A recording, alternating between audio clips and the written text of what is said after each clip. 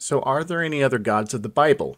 Today we're going to be talking about the difference between Yahweh, the Father, capital G God, versus all the other gods, the little g gods. Are they fallen angels when the Bible refers to them? What are they exactly? If you have not watched my video distinguishing the difference between fallen angels and demons, I highly recommend it. I'll put it up here somewhere. Boom, there you go. That one is very important to understand first and foremost so that we do not confuse fallen angels versus demons. If you like this video, don't forget to hit like. Don't forget to subscribe to this channel. If you would like to support me, I have merch. I'm going to put the merch link in the bio below.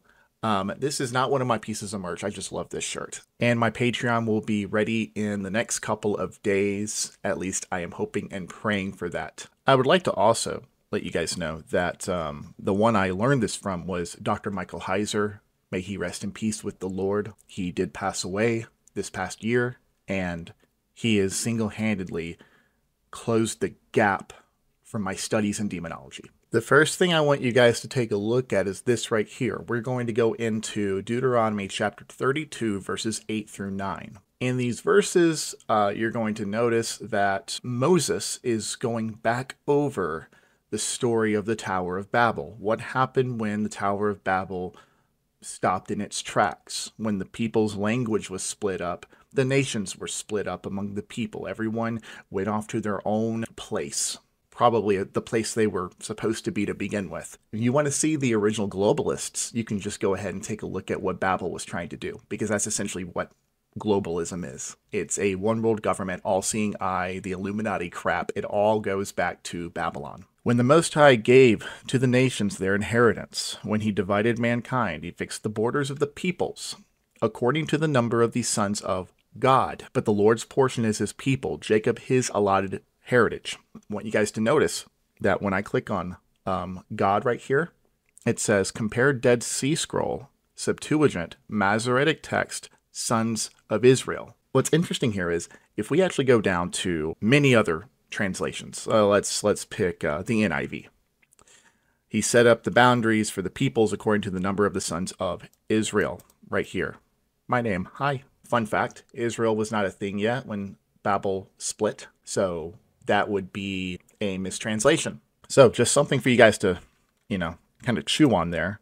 This is something that is going to take some time to digest for many of you.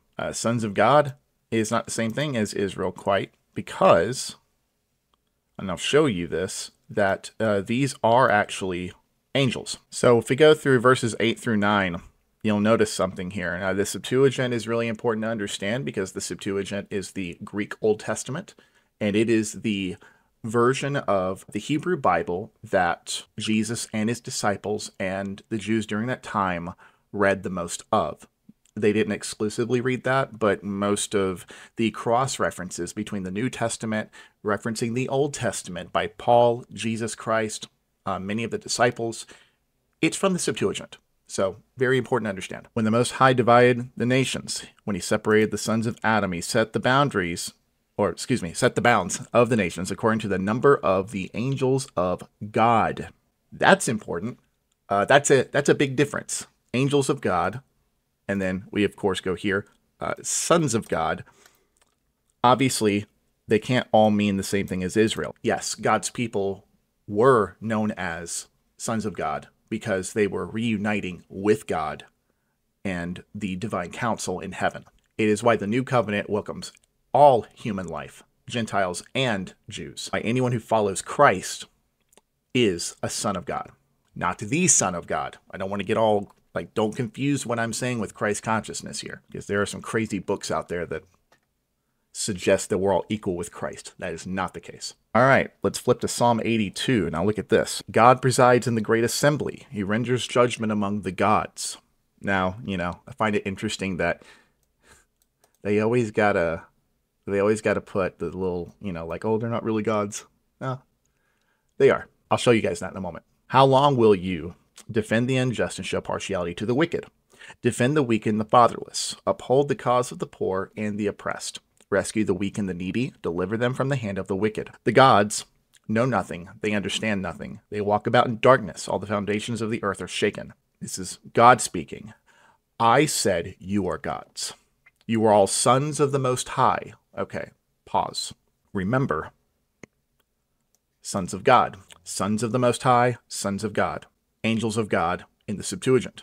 But you will die like mere mortals. You will fall like every other ruler. Okay, you cannot be compared to a mortal if you're already a mortal. God is not speaking to humans here. He can't be. It's inconsistent with the context. The divine council of God had a mission. Every single nation had their own son of God that was over them. It doesn't mean that they had their own personal saviors. That is not the case, which is why I believe that God has his hand over America. We have government, which is supposed to reflect God, and then we have local government, governors, one that is over every border, every state. Little g government, governors. And that is all a God really is. So you see the big G there. That's to distinguish Yahweh from all the other Elohim, which is another term for God. And so we're not super confused. Let me actually show you guys this too. Just real quick, I need to show you this. Elohim, it's a Hebrew word meaning gods or godhood. Although the word is plural, in the Hebrew Bible, it most often takes singular, verbal, or pronominal agreement and refers to a single deity, particularly the God of Israel. Like the word deer. It can be one deer, many deer. Or like fish. One fish, many fish. This is the same when it comes to Elohim in the Hebrew. So for instance, this is singular, this is plural. But if we look at this question here, Psalm 82 verses 1 through 8, why is Elohim used differently during these verses? Short answer, this is why. God the Father is referring to other Elohim, lesser Elohim. A God does not automatically mean creator. That is not necessarily what a God is. Study world religion like I have, and you will quickly find that not every God is a creator. But if you want to know the grounds to spiritual warfare, this is it. You had people split up among the nations when Babel fell, and then with that, God alienated all of them. He assigned each nation their own Elohim to govern them, to judge them. It's why they're referred to as judges in many translations. It's why they are referred to as judges in Psalm 82. This is what they were supposed to do. They weren't assigned these nations to be worshipped. So let's take a look right here. The God of this age. Notice the lower G there. God of this age has blinded the minds of unbelievers so that they cannot see the light of the gospel that displays the glory of Christ, who is the image of God. That is not referring to Yahweh. That is not referring to God the Father. Notice it is a lowercase g right here. Just like here. You cannot confuse these gods with demons. Demons roam the earth. They are stuck on earth. I have a video for that too. I'll put it up here somewhere. These Elohim, they are, or at least they were, among the skies. If they were to come down right now, they would be not quite as beautiful as Satan, but they would be close. It would be a close one. This is why this alien invasion stuff gets so freaking scary, because the enemy is really smart, and the enemy knows how to manipulate us. We are very gullible, us people. All right, so let's go over this one more time. A god is a judge. A god is a ruler. A god is it's a principality. That sounds familiar, doesn't it? Rulers and principalities. And now I have one more thing to show you guys, just so you can really understand how serious of a role God has us in, and why many Elohim in the skies, why Satan freaking hates us so much. 1 Corinthians chapter 6 verse 2, or do you not know that the Lord's people will judge the world? And if you are to judge the world, are you not competent to judge trivial cases? This is Paul trying to squash these little trivial problems that this particular church is having. Verse 3, do you not know that we will judge angels? How much more the things of this life? Now, take a look at this. All right. Psalm chapter 8, verses 4 through 6. This is going to tie everything in together where we are going to be placed, where we are in this world. What is mankind that you are mindful of them? Human beings that you care for them. You have made them, us, humans, a little lower than the angels, and crowned them with glory and honor. You made them rulers over the works of your hands, and you put everything under their feet. Okay, now look at this. If we click here, you'll notice it says, or lower than God. We are not a little lower than big guns upstairs. We are not a little lower than big G God. We're a little lower than the angels. But what can angels also be? Celestials, water celestials, Elohim. Everything in the skies are Elohim. The most accurate translation of this is going to be gods, because angels is plural, like we have here. Angels of God.